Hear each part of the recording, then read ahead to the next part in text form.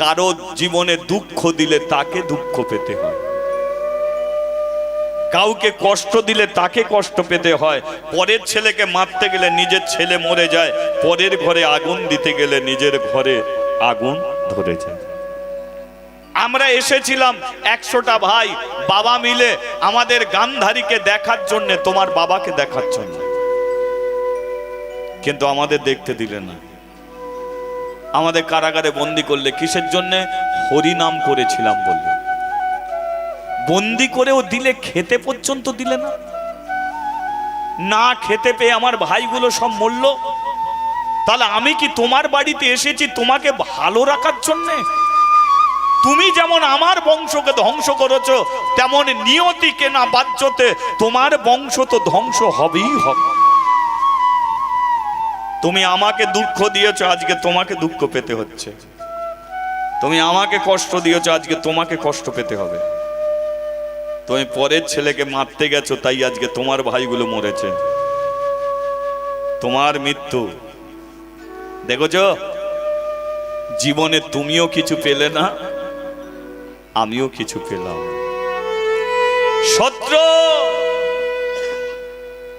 শত্রুতার দ্বারায় কোনোদিন সংসারে শান্তি আসবে না। একে অপরের শত্রুতা করে কোনোদিন ভগবানকে পাবে না। শত্রুর চেয়ে মিত্রতার প্রয়োজন। সংসারে বাঁচবো তো এ ওর শত্রু, ও তার শত্রু, এ সব কিছু থেকেও শান্তি নেই। আজকে দেখেছো, তুমি আমার শত্রু, আমি তোমার শত্রু, কিন্তু আমি মামা, তুমি ভাগনা। কথায় বলে মামা ভাগ্নে যেখানে বিপদ নেই সেখানে, কিন্তু তুমি দুর্যোধন এমন ভাগনা, আমি তোমার এমন মামা। আমাদের জীবনে এমন শত্রুতা হলো, দেখেছো? তোমারও বংশ গেল, আমারও বংশ গেল। একমাত্র শকুনিরই চক্রান্তে কুরু বংশ হলো ধ্বংস। যে শকুনি যদি না থাকতো, তাহলে ওই বংশ কোনোদিনই ধ্বংস হতে পারত না। সবাই মরল। শকুনি বলে, আমি এখনো বেঁচে আছি, আমি আফগানিস্তানে যাব। এসে দাঁড়ালো ভগবান শ্রীকৃষ্ণ। শকুনি, ভক্তরা আমার নাম করে, কিন্তু তুমি আমার জন্যে ধর্মের প্রতিষ্ঠিত করার জন্য আমি পৃথিবীতে এসেছি, আর ধর্মটাকে রক্ষা করার জন্য তুমি আমার পাশে এসে দাঁড়িয়েছ। ওরা যেমন তিলক সেবা করে ভক্ত, তুমি তেমন না তিলক সেবা করে তুমি আমার একজন ভক্ত। বলো, আমার কাছ থেকে তুমি কি চাও? যা চাইবে আমি তোমাকে তাই দেবো। বলো কি চাও? শকুনি বলল, ঠাকুর, চাই নাই আমি কিছুই দয়া,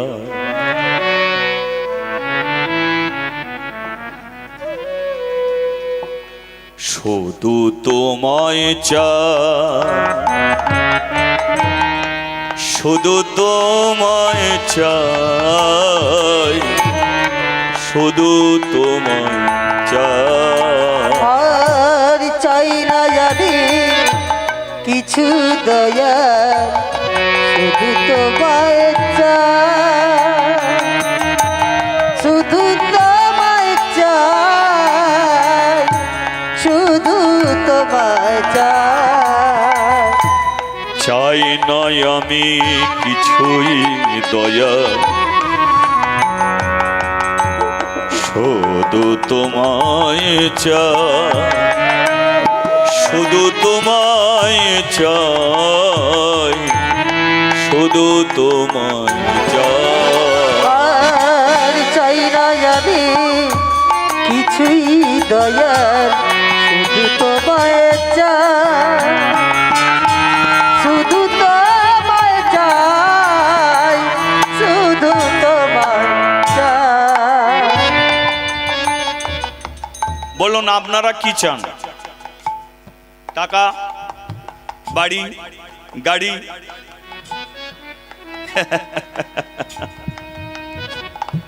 এগুলো কোনোটাই আমাদের সঙ্গে যাবে না। তাই আজকে শকুনি কি প্রার্থনা করছে?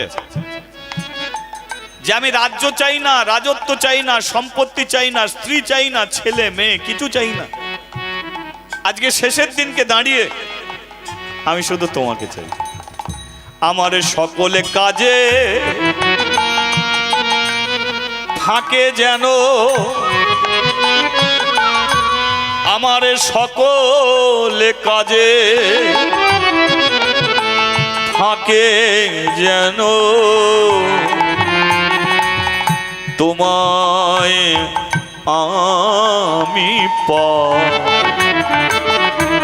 তোমায় আমি পাই। আর চাই না আমি কিছুই সখা, শুধু তোমায় চাই, শুধু তোমায় চাই, শুধু তোমায় চাই। চাই না আমি কিছুই সখা, শুধু তোমায় চাই, শুধু তোমায় চাই, শুধু তোমায় চাই। আমি যদি মরি প্রভু,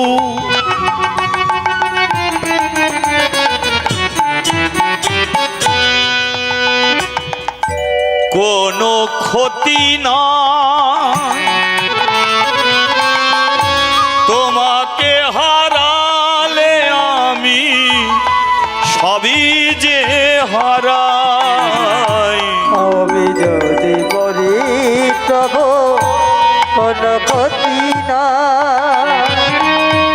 তোমাকে হারালে আমি সবই যে হারাই। আমি যদি মরি প্রভু, কোনো ক্ষতি নয়, তোমাকে হারালে আমি সবই যে হারাই। আমি যদি মরি প্রভু, কোনো ক্ষতি না, তোমাকে হারালে প্রভু সবই যে হারাই। যা কিছু দিয়েছো সবই যে তোমার, কি আছে আমার প্রভু, কি আছে আমার। যা কিছু দিয়েছো সবই যে তোমার, কি আছে আমার প্রভু, কি আছে আমার। তাই জনম জনম ধরে, জনম জনম ধরে, তাই জনম জনম ধরে জনম জনম ধরে তোমায় আমি পাই, তোমায় আমি পাই। চাই না আমি কিছুই দয়া, শুধু তোমায় চাই। আর শুধু তোমায় চাই দয়াল, শুধু তোমায় চাই। আর চাই না আমি কিছুই সখা, শুধু তোমায় চাই, শুধু তোমায় চাই দয়াল, শুধু তোমায় চাই। এ প্রার্থনা কার? এ আমার নয়, আপনার নয়। এ হলো মহাভারতের শকুনি, যাকে আমরা এত ঘৃণার চোখে দেখি, যত আমরা পাপী চোখে দেখি। আজকে সেই শকুনি ভগবানের কাছে প্রার্থনা করছে, আমি টাকা পয়সা বাড়ি গাড়ি জীবন যৌবন কিছু চাই না, শুধু তোমাকে পেতে চাই। তাই নয়, কর্মময় জগতে থাকবো, কর্ম করতে হবে, কর্মময় জগতে কর্ম করতে হবে, কিন্তু কর্ম করতে করতে আমার চোখ দুটো যেন শুধু তোমাকেই দেখতে পাই। আমি আয়না দিয়ে আমার নিজের মুখ দেখবো, কিন্তু আমার নিজের মুখ যেন দেখতে না পাই, আমি যেন তোমার মুখটা দেখতে পাই। আমি জলের ধারে স্নান করতে যাব, জলে যখন মুখটা রাখবো যেন আমার মুখ ভেসে না ওঠে, যেন তোমার মুখটাই যেন ভেসে ওঠে। সকল কাজের ফাঁকে শুধু আমি তোমাকেই যেন পেতে চাই। ভগবান বলল, শোনো শকুনি, তোমার এই আত্মত্যাগ, ভক্তরা আমার নাম কীর্তন করে আমার কৃপা পেতে চায়, কত সাধুগুরু বৈষ্ণব আমার কৃপা পেতে চায়, কিন্তু তুমি আমার এমন ভক্ত, সমাজের বুকে কেউ কোনোদিন তোমাকে মানবে না, তুমি পাপী, তুমি দুরাচারী। কিন্তু তুমি যদি না থাকতো কুরু বংশ ধ্বংস হতো না। সবাই আমাকে পেতে চায়, কিন্তু আমি যেটা করতে এসেছি আমার পাশে এসে কেউ দাঁড়ালো না। সেটা আমি এসেছি যে সাধুগুরু বৈষ্ণব আমার নাম কীর্তন করছে ওদের রক্ষা করার জন্য আমি এসেছি। ওরা যাতে শান্তিতে হরি নাম করতে পারে, কৃষ্ণ নাম করতে পারে, ওদের করার জন্য আমি এসেছি। ওরা হরি নাম করবে, কিন্তু ওদের ঘরে হরি নাম করাতে গিয়ে আমি কুরুক্ষেত্রের মাঠে যুদ্ধ বাঁধিয়েছি, আমি দুর্যোধনের বংশকে ধ্বংস করেছি। কিন্তু ওরা আমার নাম কীর্তন করলো, আমার ধর্মের প্রতি কেউ দাঁড়ালো না। একমাত্র শকুনি তুমি দাঁড়ালে আমার পাশে। তাহলে ওরা তিলক সেবা করে ভক্ত, তুমি না সেবা করে ভক্ত। ওরা মালা পরে ভক্ত, তুমি না মালা পরে ভক্ত। ওরাও যেমন টাকা পয়সা বাড়ি গাড়ি চায় না, তুমিও তেমন আমার কাছ থেকে কিছু চাইছো না। তুমি আমাকে পেতে চাও, তুমি আমার নাম কীর্তন করতে চাও, হ্যাঁ পারবে না।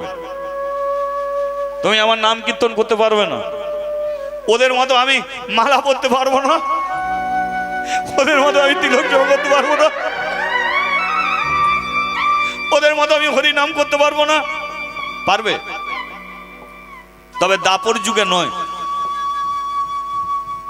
তোমাকে মারার জন্য একজন দাঁড়িয়ে আছে পেছনে, দেখো। ও হলো পঞ্চ পাণ্ডবের এক ভাই, নকুলের ভাই সহদেব। ও সহদেবের হাতে তোমার মৃত্যু হবে। আমি মরতে চাই, কিন্তু আমার মনের বাসনা আমি যে হরি নাম করতে চাই, করবে। হরি নাম করার জন্য তোমাকে আর একটা জন্ম নিতে হবে। 1000 বার জন্ম নেব, বলো কোথাও জন্ম নেব। সম তোমার দ্বিতীয়বার জন্ম হবে নবদ্বীপের মাটিতে, নাম হবে তোমার মলয় চাঁদ কাজী। আমি মুসলমানের ঘরে জন্ম নেব, মুসলমান একটা বিধর্মীর ঘরে আমি জন্ম নেব কেন? হরিদাস ঠাকুরকেও তো মুসলমান বলতো, তাকেও তো বিধর্মী বলতো। সেই জন্য তাকে হাজার হাজার বেত্রাঘাত খেতে হয়েছিল, তবু তো হরিনাম ছাড়েনি।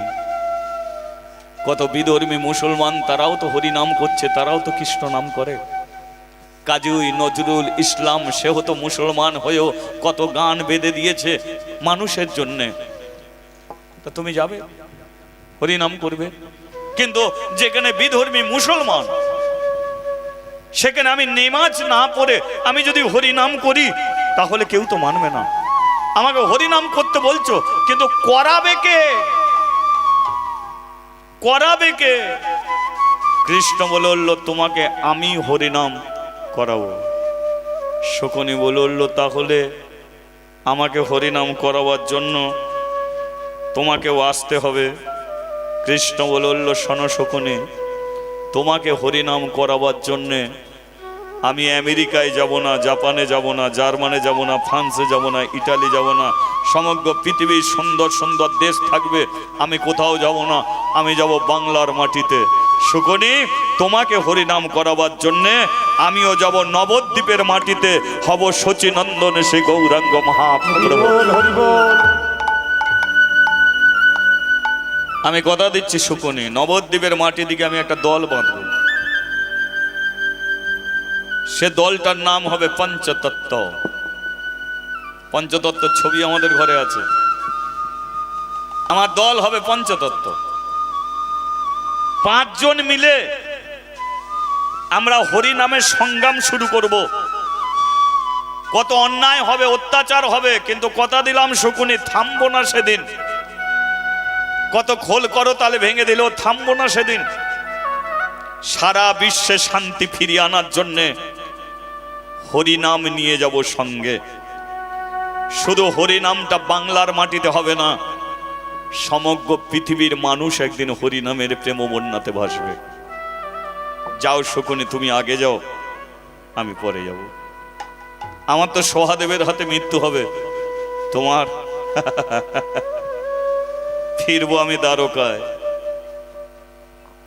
দিন আসবে আমারও, জরা ব্যাধ অপেক্ষায় আছে আমার মৃত্যু দেবে বলে। জরা ব্যাধের হাতে আমি লীলা শেষ করে ফিরে যাব গোলক ধামে, আবার রাধা কৃষ্ণ মিলিত তনু হয়ে আসবো নবদ্বীপের মাটিতে। দরজা খুলে রেখো, একদিন আমি যাব। তুমি মুসলমান হলেও তোমার কণ্ঠে তুলসী কাঠের মালা পরাবো, তোমাকে তিলক সেবা করিয়ে দেবো, হাতে নামের ঝোলা ধরিয়ে দেবো। যে দাপর যুগে তুমি হরিনাম করতে পারলে না, কলি যুগে রাস্তা ঘাটে পথে মাঠে তুমি চাঁদ কাজী নাম নিয়ে হরিনাম করবে, চাঁদ কাজী নাম নিয়ে কৃষ্ণ নাম করবে। হরি বল, হরি বল। যে মহাভারতের শকুনি, সে আজও পর্যন্ত রয়ে গেল নবদ্বীপের মাটিতে। ইস্কন মন্দিরে যারা গেছে, মন্দির থেকে 3 কিলোমিটার দূরে এখনো পর্যন্ত চাঁদ কাজী সমাধি আছে। মহাপ্রভুই ভূত ভবিষ্যৎ বর্তমান তিনি সব। তিনি জানতো যে মুসলমান বলে চাঁদ কাজী সমাধিস্থ তলে কত সনাতন ধর্মের মানুষরা আসবে না, সবাই হয়তো ঘৃণা করে মুখ ফিরিয়ে নেবে। যেখানে চাঁদ কাজী সমাধি হয়তো সেই জায়গায় কেউ প্রদীপ জ্বালবে না, সেই জায়গায় কেউ ধূপ জ্বালবে না। তাই মহাপ্রভু নিজে একটা গাছ বসিয়ে দিল, চাঁপা গাছ। চাঁদ কাজী সবাই তোমাকে দূরে সরিয়ে দিলেও আমি দূরে সরিয়ে দেব না। সবাই তোমাকে আশীর্বাদ না করলেও আমার আশীর্বাদ ফুল স্বরূপ তোমার সমাধি থেকে প্রত্যেক দিন ঝরে পড়বে, প্রত্যেক দিন ঝরে পড়বে। কত সাধু গুরু বৈষ্ণবের আশীর্বাদ না পেল, আমার আশীর্বাদ আজীবন কালে রয়ে যাবে ফুল স্বরূপ, প্রতিদিন ঝরে পড়বেই পড়বে। তাই আজও পর্যন্ত চাঁদ কাজী সমাধির ওপরে এখনো পর্যন্ত সেই ফুল ঝরে পড়ে। যিনি মহাভারতের শকুনি, তিনি আজকে চাঁদ কাজী হয়ে সমাধিস্থ হয়ে রয়ে গেল আমাদের এই বাংলার মাটিতে। আজকে যে শকুনিকে আমরা ঘৃণার চোখে দেখি, তিনি কত বড় কৃষ্ণ ভক্ত, তিনি কত বড় হরিভক্ত। ওই চাঁদ কাজী তিনি কি করত? দাপর যুগে শকুনি হয়ে যেমন ধর্মের সাহায্য করেছিল, যখন বাংলার মাটি শাসন করছিল নবাব হোসেন শাহ, এই পশ্চিমবঙ্গের মাটি ছিল মুসলমানদের মাটি। শাসনকর্তা আমাদের যেমন বাংলার মুখ্যমন্ত্রী হয়েছে মমতা বন্দ্যোপাধ্যায়, তিনি শাসন করছে বাংলাকে, তেমন 500 বছর আগে এই বাংলাকে যিনি শাসন করতেন তার নাম ছিল নবাব হোসেন শাহ। তিনি মুসলমান, তাই মুসলিম রাষ্ট্র ছিল এই বাংলা।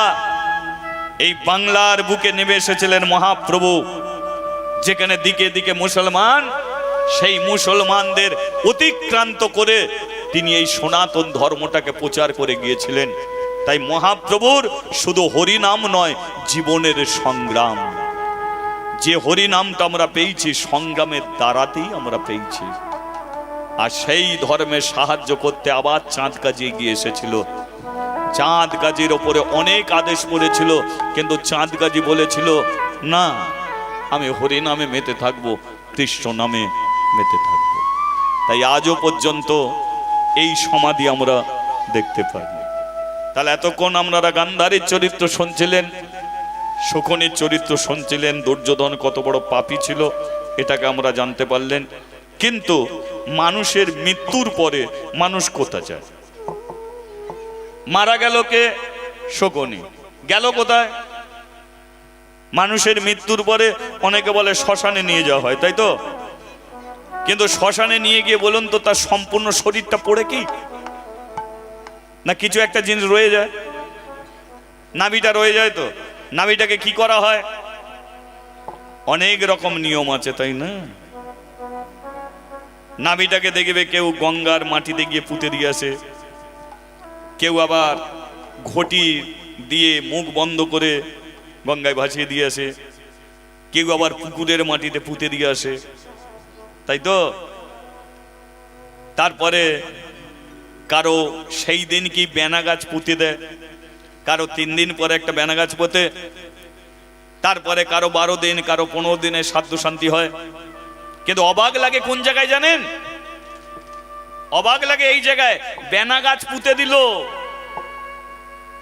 ব্রাহ্মণরা বলে গেছে এই তোর বাবা সকাল থেকে যা খায় সব খেতে দিবি বেনা গাছের গোড়ায়, বেনা গাছটাই তোর বাবা। পুঁতে দিয়ে গেছে বেনা গাছ, বেনা গাছটাই তোর বাবা, তোর বাবা যা যা খায় সকালবেলা ওখানে দিবি। চা বিস্কুট দিয়েছে, কুকুরে খেয়ে চলে যাচ্ছে, আর পাশে থেকে বলছে ওই দেখেছিস তোর বাবা কেমন কুকুর হয়ে চা বিস্কুট খাচ্ছে। 12-13 দিন যায় না বাবাকে কুকুর বানিয়ে বসে আছে। কারা করেছে? এই সমাজ। 12-13 দিন গেল না বাবাকে কুকুর বানিয়ে দিল। তারপরে দেখবেন কাক খাচ্ছে দুপুরবেলা ভাত, ওই দেখেছিস তোর বাবা কেমন কাক হয়ে এসেছে, দেখ কেমন ভাত খাচ্ছে, দেখ। এই তো সমাজের নিয়ম। সেই জন্য বৈষ্ণবদের পোড়ানো হয় না, তারা সমাধিস্থ হয়, তাদের পোড়াতে লাগে না। কেন লাগে না? তার একটাই কারণ, তাদের জন্য পিণ্ডদান করতে গয়াতীর্থে যেতে হয় না। কারণ যে হরি বলে মৃত্যুবরণ করে তাদের কোনো তীর্থস্থানে আর যেতে হয় না, সরাসরি তারা ভগবানের কাছে চলে যায়। তাই পরম বৈষ্ণবরা তারা কিছু পারুক না পারুক অন্তত মুখে কৃষ্ণ কথা বলে এ দেহ ছেড়ে দিতে পারে। তাই শুধু নিয়ম আমাদের, ভাবতে পেরেছেন? মরে গেলে মুখে আগুন দিতে হবে, নাহলে মুখ পুড়বে না, তাই তো? মুখে আগুন দাও তবে মুখ পুড়বে, নাহলে কি করে মুখ পুড়বে?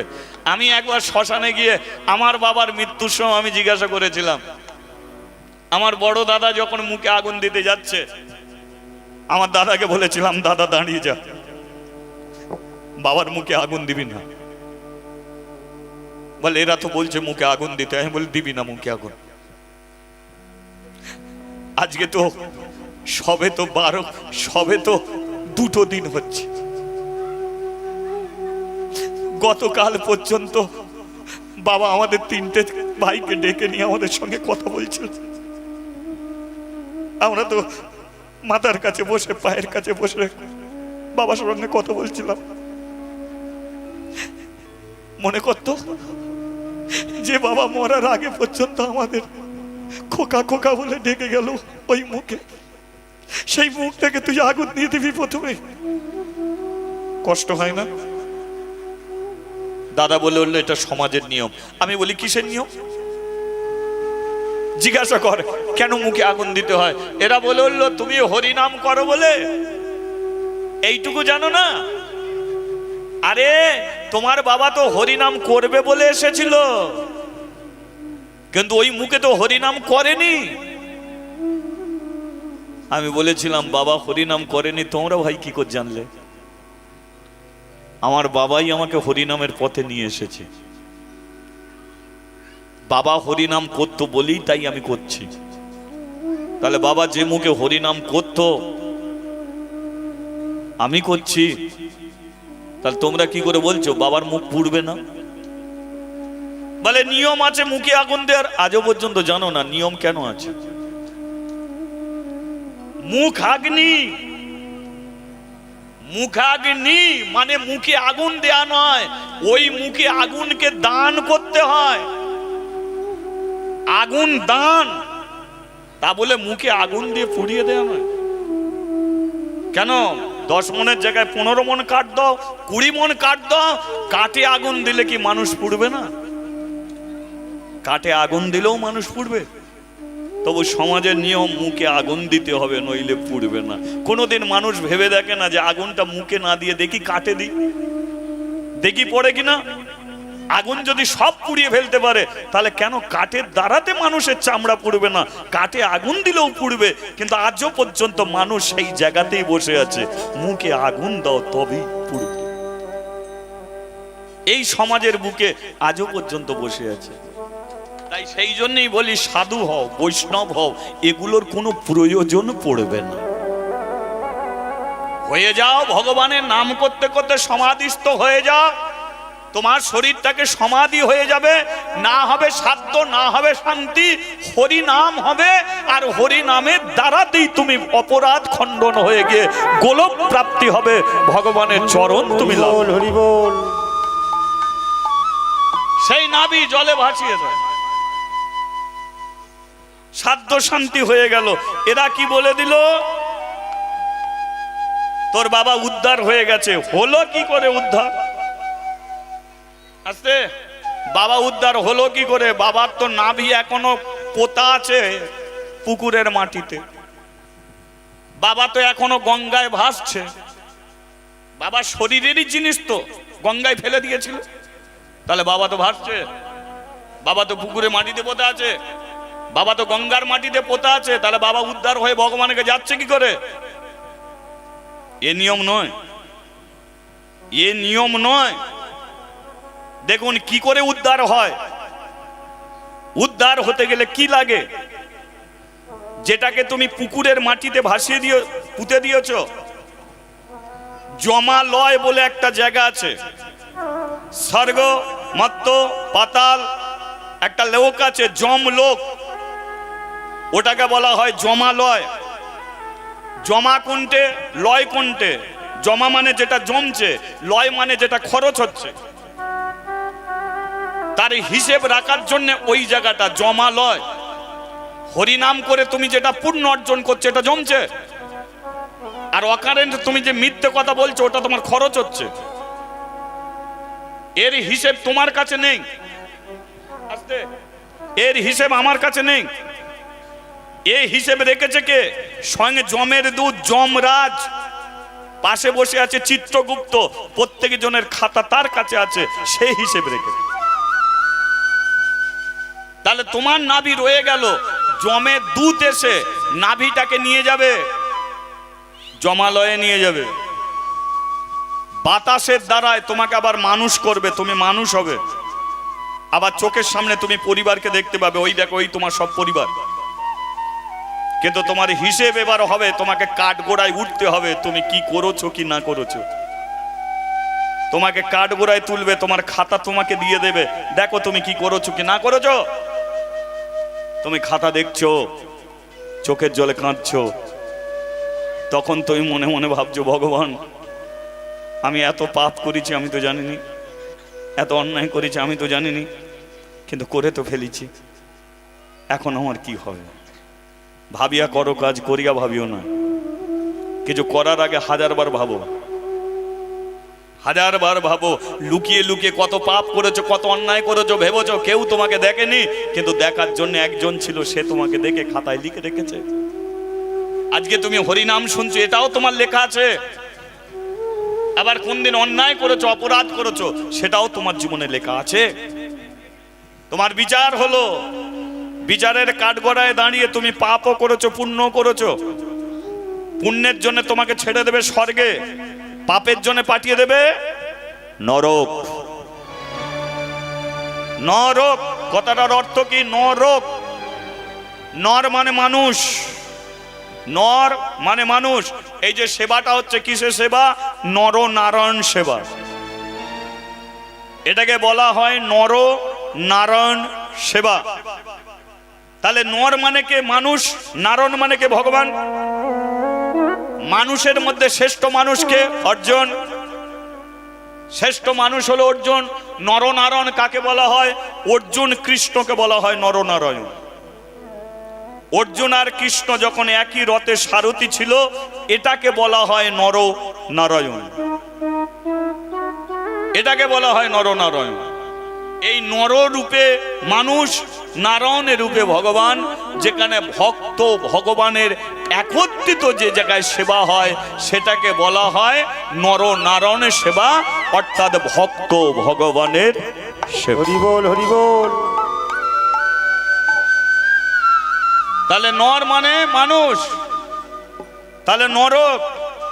গরু অপরাধ করলে নরকে যায় না, ছাগলে অপরাধ করলে নরকে যায় না, কিন্তু মানুষ যদি অপরাধ করে তারই জন্য ভগবান একটা কারাগার তৈরি করে রেখেছে, নরক।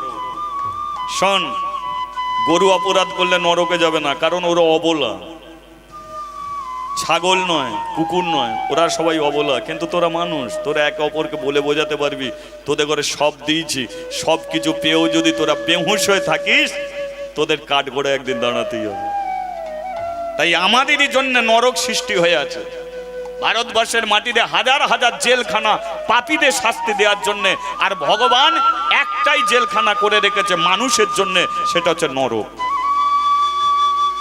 তাহলে নরকে তুমি গেলে, নরকে তোমার বিচার চলছে, যা যা অপরাধ করেছো শাস্তি। বেঁচে ছিলে যখন বোতল বোতল মদ খেয়ে গেছো, গ্লাস গ্লাস মদ খেয়ে গেছো, তখন তুমি ভাবনি। আর তোমাকে কি করবে? গরম এক গ্লাস তেল নিয়ে টকবক করে ফুটবে, এক গ্লাস তেল নিয়ে এসে বলবে এটা খেয়ে নে। তুমি বললে গরম তেল খাওয়া যায়? বলে বেঁচে থেকে যদি এত মদ খেতে পারিস, তাহলে গরম তেল খেতে পারবি নি কেন? ওটা খাওয়ার জিনিস নয়, তবু খেয়েছিস। তাহলে তেল খাওয়ার জিনিস নয়, ওখানে যদি খাওয়ার জিনিস নয় খেতে পারিস, তাহলে এখানে তো খাওয়ার জিনিস নয় তেল, তাহলে কেন পারবি নি? খেতে তোকে হবে। এ শাস্তি এ তোমাকে দেবে। মাছ ভাজার মতো শরীরটাকে ভাজবে। কারো এক পায়ে দাঁড় করিয়ে দিয়ে হাজার বছর ধরে তোমাকে দাঁড় করে রেখেছে। এ নরক কুণ্ডের নরক শাস্তি, এ বড় ভয়ঙ্কর শাস্তি। মানুষ যদি এই নরক কুণ্ডের সম্পর্কে মানুষ যদি জানে, মানুষ অপরাধ করতে ভুলে যাবে। কিন্তু মানুষ তো এসব লেখাপড়া করে না, মানুষ তো এসব কিছু জানার চিন্তা ভাবনা করে না। যারা জানার চিন্তা ভাবনা করেছে, তারা মিথ্যা কথা বলতে পর্যন্ত ভয় পেয়েছে, কারণ তারা জানে যে কত ভয়ঙ্কর শাস্তি জীবনে আসবে। কতবার তোমাকে যে কুকুর হতে হবে, কতবার যে রাস্তাঘাটে হাঁস মুরগি হয়ে জন্ম নিতে হবে, 84 লক্ষ জনি ভবন ঘুরতে ঘুরতে ঘুরতে ঘুরতে আবার তোমাকে মানুষ হতে হবে। তাহলে মানুষ হয়ে বেহুশ হয়ে গেল অপরাধটা আমাদের। তাহলে আজকে লক্ষ্য করে দেখুন, শাস্তি হচ্ছে তোমার, কিন্তু এই তুমি কি ভগবানের কাছে পৌঁছাতে পারবে না? ভগবানের কাছে পৌঁছাতে গেলে ভগবানই ভারতবর্ষের মাটিতে একটা তীর্থস্থান করে রেখেছে, আর সেই তীর্থের নাম হলো গয়া তীর্থ। তীর্থটার নাম গয়া তীর্থ। এবার এই গয়া তীর্থ সৃষ্টি কি করে হয়েছিল? মানে আমার লীলা অনেকক্ষণ আগে শেষ হয়ে গেছে, কিন্তু যিনি মাস্টারমশাই তিনি আমাকে নিয়ে এসে বলে দিল যে দাদা তোমাকে নিয়ে এসেছিলাম এই বিষয় নিয়ে জানার জন্য, কিন্তু ভক্তরা বলে দিল তোমাকে এই বিষয়ে জানতে। তো অনুরোধ করছি দাদা আমাকে এই বিষয় নিয়ে একটু জানাবেন। তাই যে এই গয়া তীর্থ সৃষ্টি কি করে হলো, কেন মানুষ মৃত মানুষের পিণ্ড দান করতে তীর্থে যায়, ওই গয়া তীর্থে কেন যায়? গয়াতে বসে আছে এক নিজ জাতির ছেলে, নিজ জাতির, যার দৈত্য কুলে জন্ম ছিল। দৈত্য কুলে জন্ম, ত্রিপুরাসুর, তার স্ত্রীর নাম প্রভাবতী, আর ওই প্রভাবতীর গর্ভের সন্তান ছিল গয়া। কিন্তু গয়া ছিল নারদের আশ্রমে। নারদ একদিন বলে উঠল, শোন গয়া, আমি এই আশ্রম ছেড়ে তোকে চলে যাচ্ছি, আমি যেভাবে ভগবানকে সেবা দিই তুই তেমন করে সেবা দিবি। গয়া ভগবানের সেবা দিতে লাগলো, কিন্তু সেবা দিতে দিতে চিন্তা করলো যে আমি যাকে সেবা দিচ্ছি এ খাচ্ছে না কেন, একে আমি ডাকছি সাড়া দিচ্ছে না কেন, তাহলে এ তো মূর্তি রূপে ভগবান। তাহলে নারদ ঠাকুর যে ভগবানের সঙ্গে দেখা করতে যেত, তাহলে সেই ভগবান কোথায়? তাহলে আমি তো মূর্তি রূপে ভগবানকে সেবা করে যাচ্ছি, তাহলে জ্যান্ত ভগবান তো আছে, তাহলে জ্যান্ত ভগবান তো কোথাও না কোথাও আছে, তাহলে তার সন্ধানে আমি বেরোবো। এ মূর্তি আর পূজা করব না, আমি তার সন্ধানে বেরোবো, সেই ভগবান কোথা আছে আমি খুঁজে দেখব। ব্যাস, আশ্রম ছেড়ে দিয়ে বেরিয়ে পড়ল। সে যে গায়ে গায়ে কৃষ্ণ নাম, হরি নাম কৃষ্ণ নাম, সে যে গায়ে গায়ে কৃষ্ণ নাম, হরি নাম কৃষ্ণ নাম। চলিতে আর বলিতে, পথ চলিতে আর বলিতে, পথ চলিতে আর বলিতে, পথ চলিতে আর বলিতে, গাহে গাহে কৃষ্ণ নাম, হরি নাম, কৃষ্ণ নাম। সে যে গায়ে গায়ে কৃষ্ণ নাম, হরি নাম, মধুর নাম। শনে মুখে আধার রাত্রি, চলিছে পথহারা যাত্রী। সম্মুখে আধার রাত্রি, চলিছে পথহারা যাত্রী। সম্মুখে আধার রাত্রি, চলিছে পথহারা যাত্রী। সম্মুখে আধার রাত্রি, চলিছে পথহারা যাত্রী। চলিতে হরি নাম, বলিতে হরি নাম। চলিতে হরি নাম, বলিতে হরি নাম।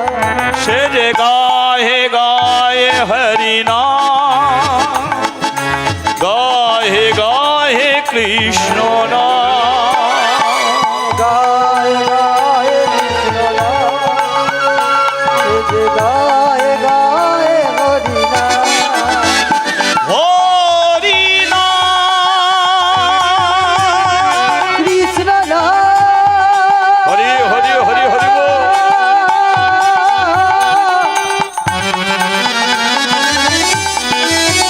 হরি নাম। হরি হরি বল, গৌর হরি বল, হরি হরি বল, সবে গৌর হরি বল। হরি বল, গৌর হরি বল, হরি হরি বল, সবে গৌর হরি বল। গৌর হরি বল, গৌর হরি বল, গৌর হরি বল। এলো কোথায়? বিহার। কিন্তু এখন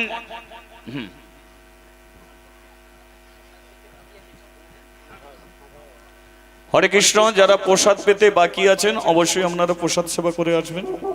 আর যদি মনে করেন আর 10 মিনিট অপেক্ষা করবেন, একই সঙ্গে আপনারা প্রসাদ সেবা করবেন। ঠিক আছে, চলো।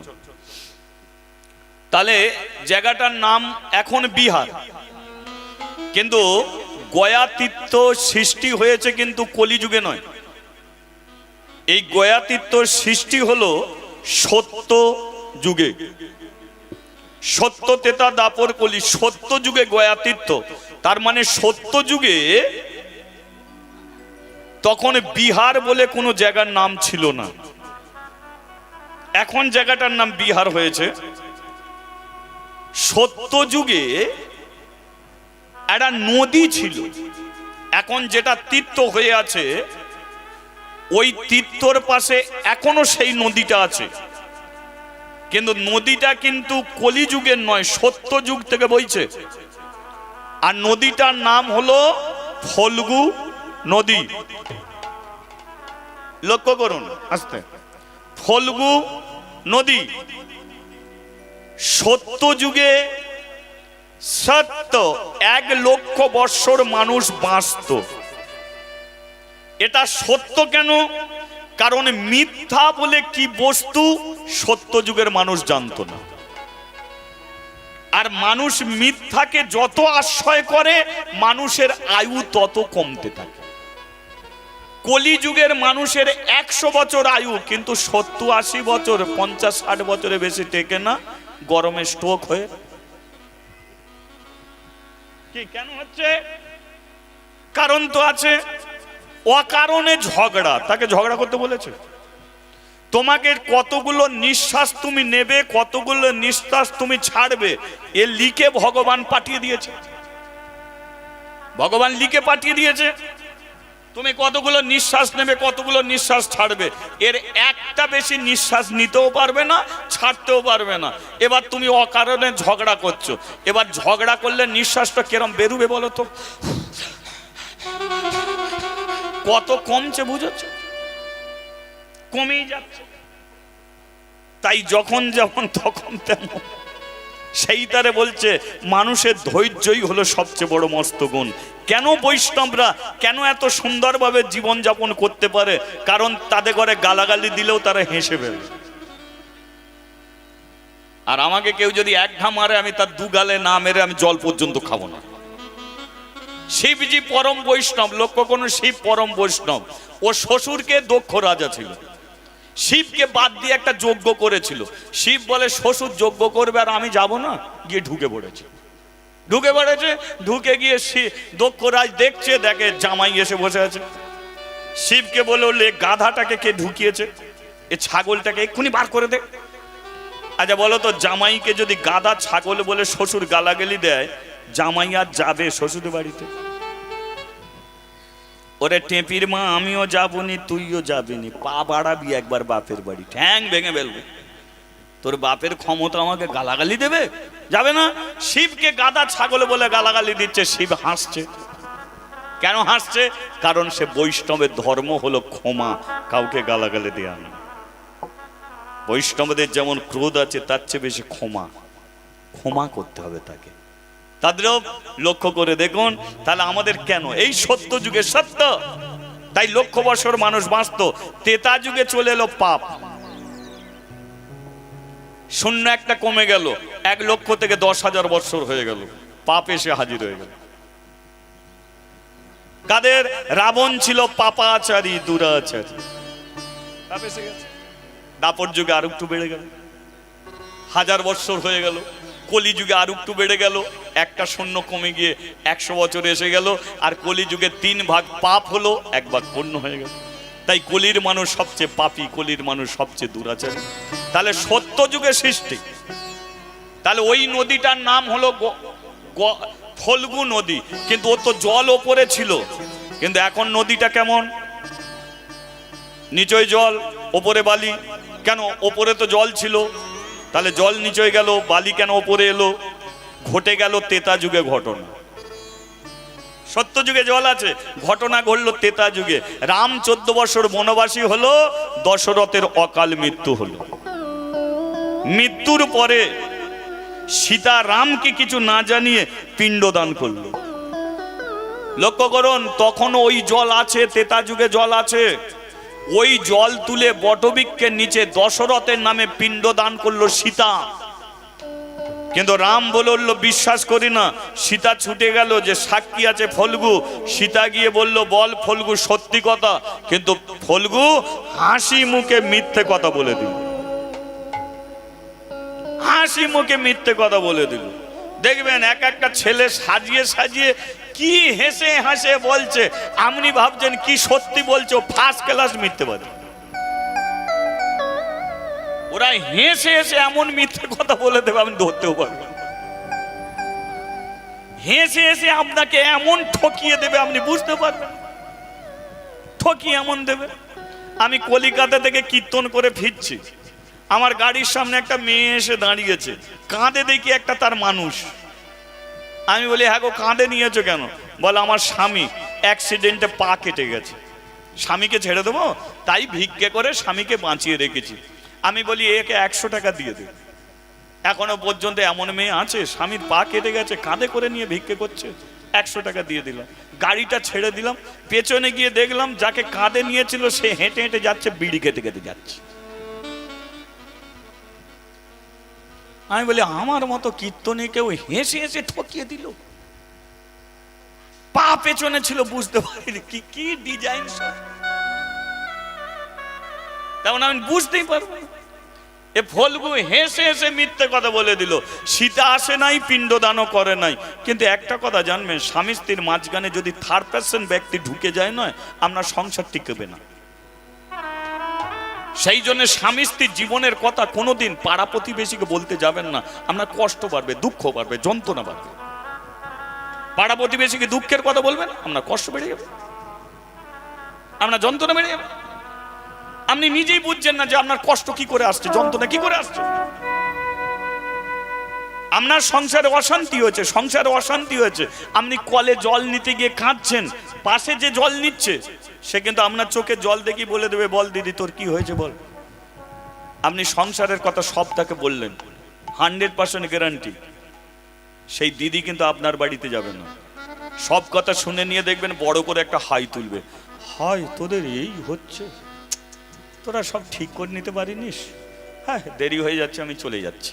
সব কিছু শুনলো, এবার দেরি হয়ে যাচ্ছে, শুনে নিয়ে বাড়িতে গেল, বাড়িতে গিয়ে দেখবেন তার কর্তাকে বলবে, ওদের যা চলছে নয় কি বলবো আর, আমাকে সব খুলে খুলে বললো। সে সব কিছু শুনে নিয়ে মোড় মাথায় চা দোকানে যাবে, চা দোকানে এক গ্লাস চা দে, চা খাচ্ছে, পাশের লোকটাকে বলছে ওই বাড়ির কি হচ্ছে জানিস। সে শুনলো, বলতো যে কথা কেউ জানতো না, না কজন জানলো। তুমি বললে একজনকে, সে বলে দিল তার স্বামীকে, সে চায়ের দোকানে বসে হাঁড়ি পাঠাচ্ছে। সে 10 জনকে বললো, 100 জন হয়ে গেল, যে কথা কেউ জানতো না গ্রামের মানুষ সবাই জেনে গেল। তাহলে দুঃখের কথা জানাবে কাকে? দুজনকে। এক হলো গুরু, এক হলো তোমার নিজের গুরু, আর দুই হলো গোবিন্দ ভগবান শ্রী কৃষ্ণ। তাই জীবনে দুঃখের কথা জানাতে হয় এই দুজনকে, গুরু গোবিন্দ, এছাড়া আর কাউকে। পাড়া প্রতিবেশীকে যত বলবেন তত কষ্টই পাবেন, তত যন্ত্রণাই পাবেন। আজকে এই সীতা দেখুন, এই যে ফল্গুকে সাক্ষী করলো, ফল্গু মিথ্যে কথা বলে দিল, রাম বলে উঠলো তোমাকে আর বিশ্বাস করি না। বলুন কিভাবে সংসার ভেঙে যাচ্ছে। ফল্গুকে বলে উঠলো, রে ফল্গু, একটা মানুষের সংসার ভেঙে দিতে পারিস, জোড়া লাগাতে পারিস না?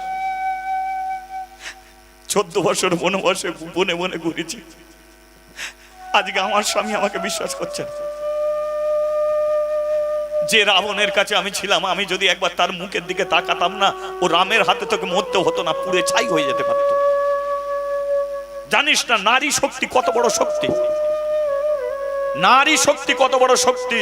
নারী শক্তি সাবিত্রী ফিরিয়ে আনতে পারে মরা স্বামী সত্যবানকে। সাবিত্রী ফিরিয়ে এনেছে মরা স্বামী সত্যবানকে। যে শিব হরিনাম করে সেই শিব নারী শক্তি মা কালীর পায়ের কাছে পড়ে থাকে। আমি সেই নারী শক্তি, রাবণের মুখের দিকে তাকালে মুখ পুড়ে যেত, কিন্তু আমি তাকাইনি। আর আজকে আমার স্বামী আমাকে মিথ্যাবাদী বলে চলে যাচ্ছে, এখনো সত্যি বল। বলবো তখনও সত্যি কথা বললো না, তখনও সত্যি কথা বললো না, মিথ্যা কথা বলে গেল। সীতা বলে উঠলো, শোন, তুই আমার সংসার ভেঙে তুই শান্তিতে থাকবি। তোর জল তুলে পিণ্ডদান করে বলে তোর এত অহংকার, তোর এত দর্প। আমার সংসার ভেঙে তুই শান্তিতে থাকবি কি করে? আমি যদি সতী নারী হয়ে থাকি আমি অভিশাপ করছি, আমি তোরই তীরে দাঁড়িয়ে আমি অভিশাপ করছি। শোন, আজ থেকে তোর জল যাবে নিচয়, নিচর বালি ওপরে উঠবে। আমার জীবন যেমন শুকনো মরুভূমি করে দিলি, তপ্ত রোদে তোকে পুড়ে পুড়ে মরতে হবে। আর এই মিথ্যা কথা বলার অপরাধে শিগাল কুকুর মানুষে তোর বক্ষ মাঝে পায়খানা পেশাব করে যাবে। পৃথিবীর মধ্যে এত বড় বাথরুম আর কোথাও নেই, বুঝেছেন? যে বাথরুমে একসঙ্গে হাজার হাজার মানুষ বসে বাথরুম করতে, একটা নদী বাথরুম হয়ে বসে আছে। কার অভিশাপ? সীতার অভিশাপ। বুঝে নিতে হবে, এই সেই মাটি যে মাটিতে রাবণ এসেছিল, রামও এসেছিল, সীতাও এসেছিল। আমরাই শুধু ভুলে বসে থাকি, কিন্তু সবই আছে, আমরা মানি।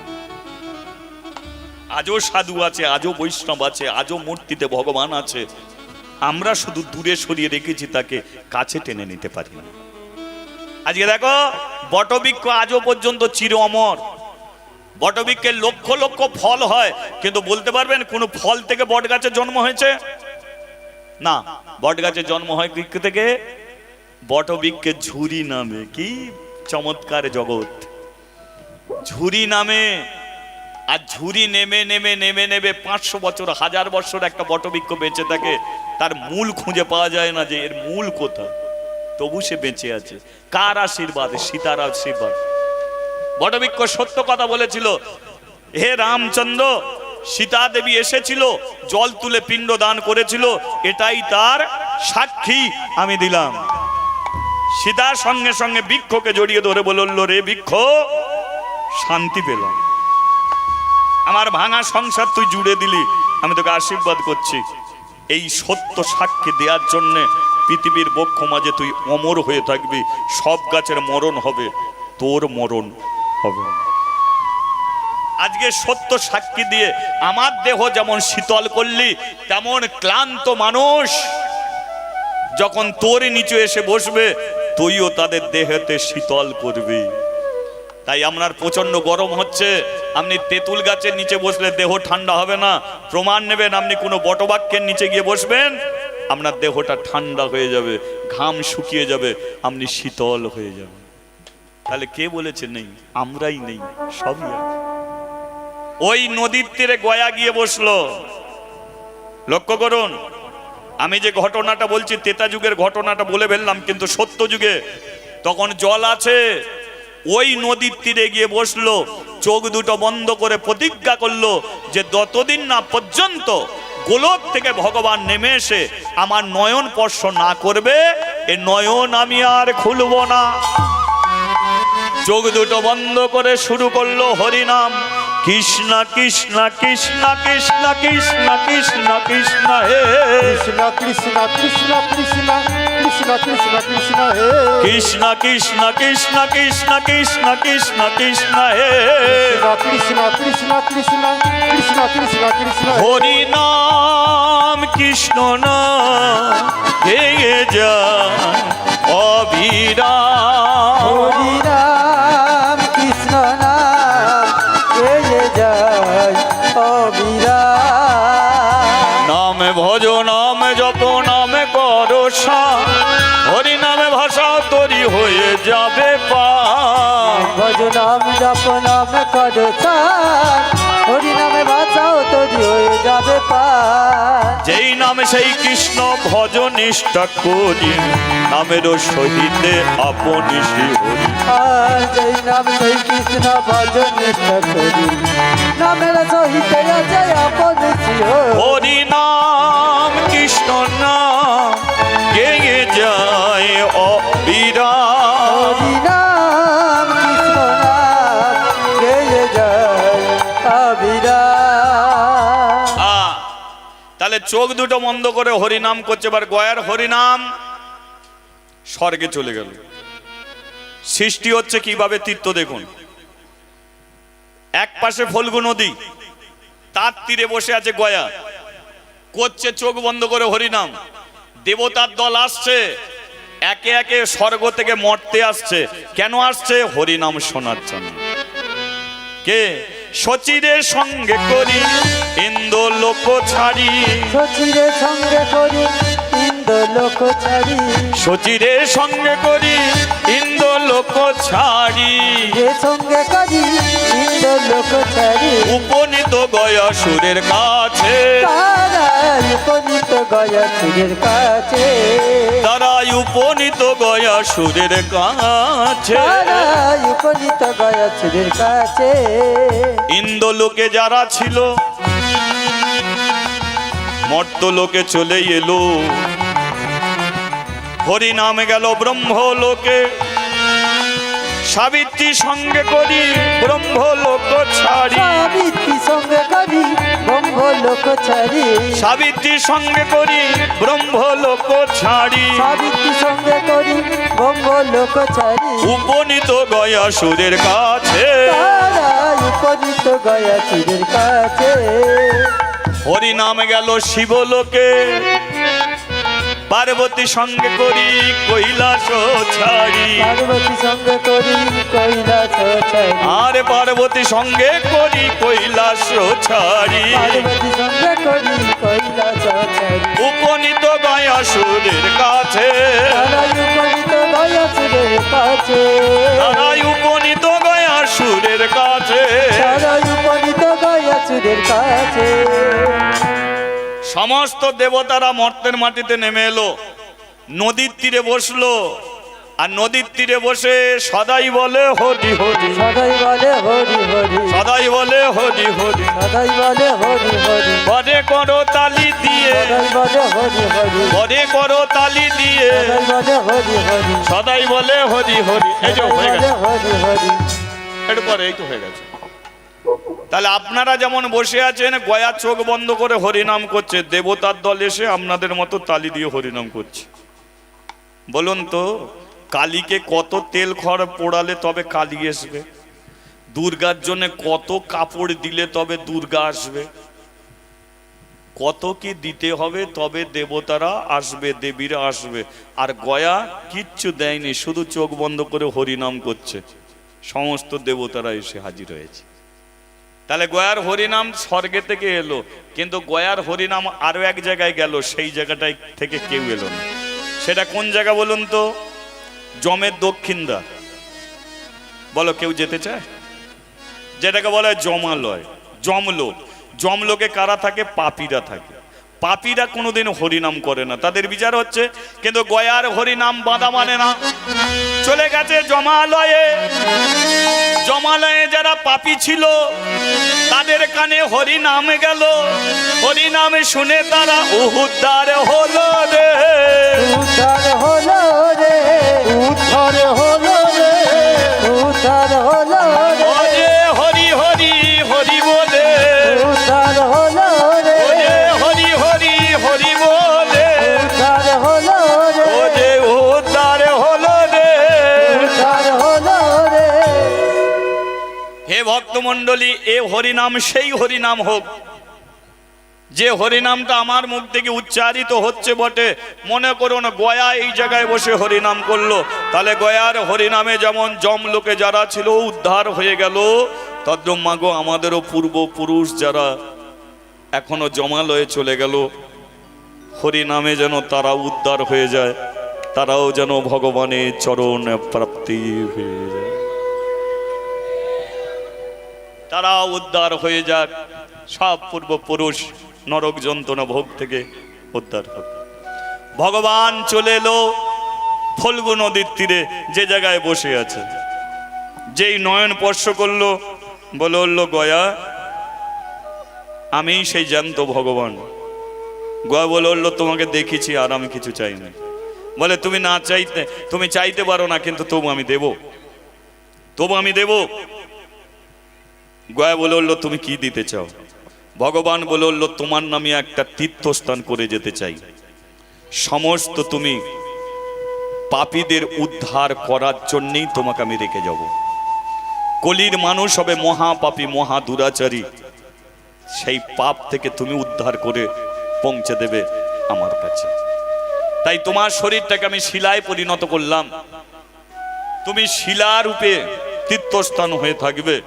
আর এই তীর্থর নাম হবে সর্বতীর্থের মহাতীর্থ গয়া তীর্থ, গয়া তীর্থ, গয়া তীর্থ।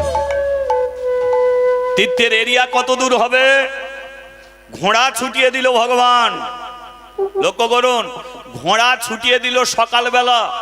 এই ঘোড়া সারা দিন ঘুরবে, সারা দিন ঘুরতে ঘুরতে ঘুরতে ঘুরতে যেখানে যেখানে যাবে ঘোড়া, সেই জায়গাটাই হবে গয়া তীর্থের জায়গা, সেই জায়গাগুলোই হবে তীর্থস্থান।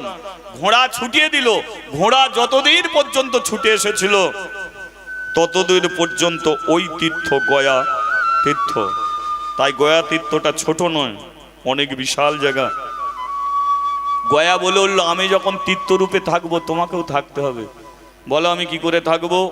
শোনো, আমাকে তুমি শিলারূপে রেখে দাও, কলির মানুষের পাপ আমি নিজের মুখে নেব, তোমার চরণে পাঠিয়ে দেবো।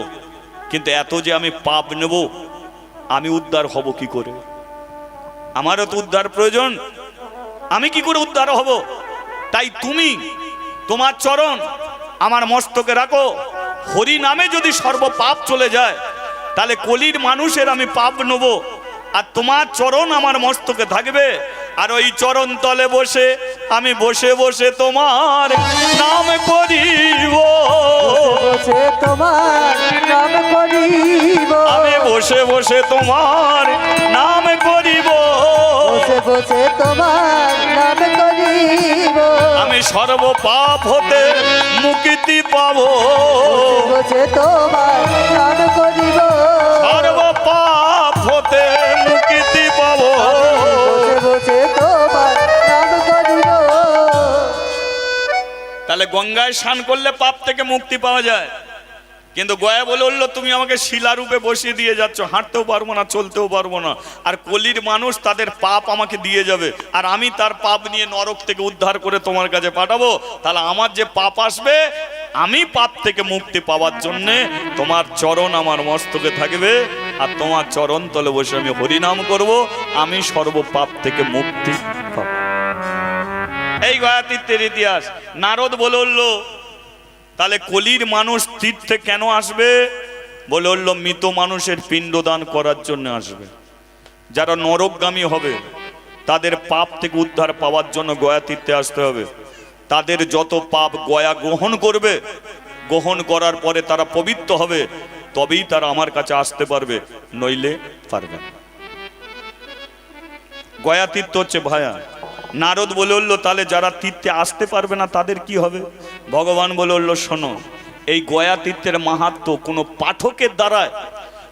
পাঠকের দ্বারায় পরিবারে মারা গেছে, সাধ্য শান্তিতে কীর্তন করায়, কিন্তু কোন কীর্তন করতে হয়? এটা সেটা লীলা কীর্তন করতে হয় না।